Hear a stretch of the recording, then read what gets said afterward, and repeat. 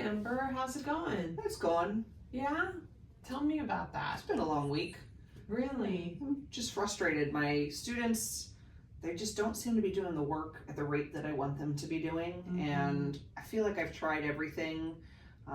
We do group work, we do individual work. I give them time to talk, to kind of let things out at the beginning of class, and it just keeps going. There's just so many distractions, and they don't want to do the work. And I don't know if it's that they're lazy, or they don't get it, or they don't care. I'm really frustrated. I can hear the frustration in your voice. Let's see what we can really nail down today, and hopefully bring down some of that frustration. I only have about 15 minutes or so. No problem. We will do everything we can to wrap this up in 15 minutes. So you mentioned just your frustration with them not doing their work. Can you tell me a little bit about what that looks like?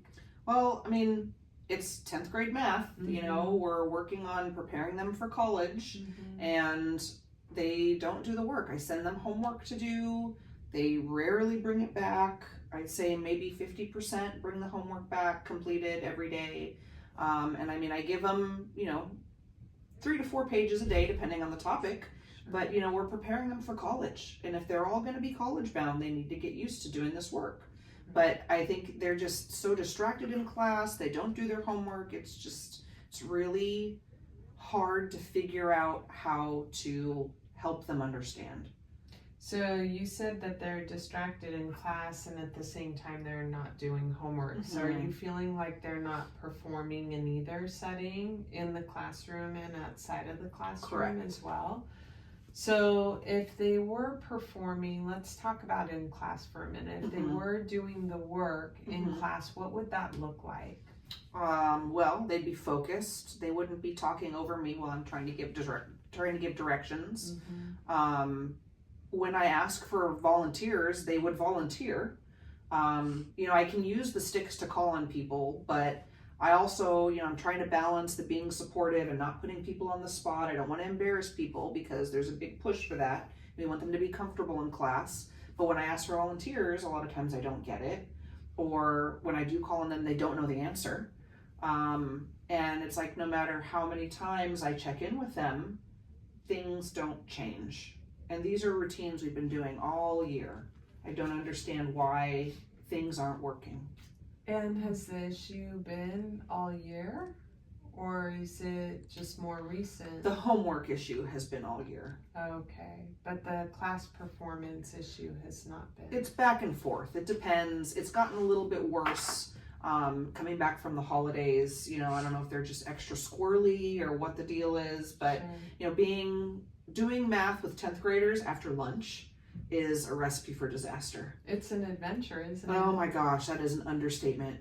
But it is just wild. And I know not everybody wants to be a future math teacher like I did, but I feel like there should at least be some respect for the subject. Sure. It's a required class, but the homework problem has been all year, and just recently more so with them being off task.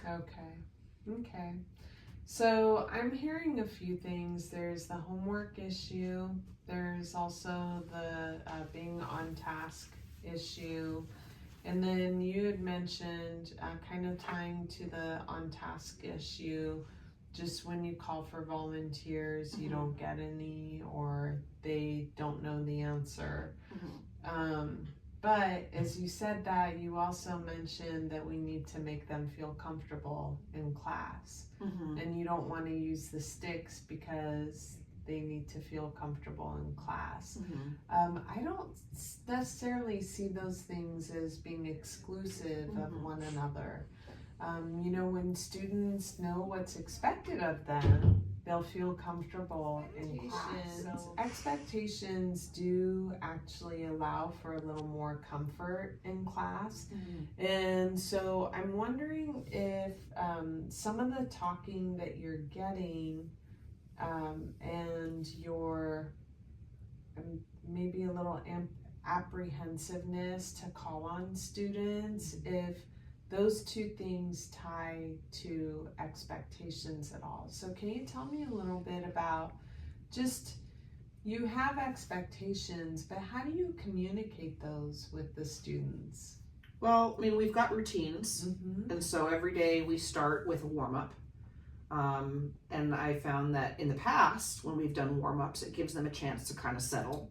Sure. And then we move into sometimes direct instruction because I have to, I mean, there's just no way around it. I know that the district is really big on collaborative learning, but there's a time and a place, and I have to be able to give them some kind of direct instruction, at least when we're doing a new topic. Right. And so we usually start with direct instruction, followed by some kind of a partner work or group work. I've been trying to pay attention in the PDs that the district's offering, but honestly, those sometimes it just goes in one ear out the other because it's a long day. This is really interesting. So you just talked about being in PD and it's a really long day, and so sometimes you're not even engaged, right? I just made a connection here.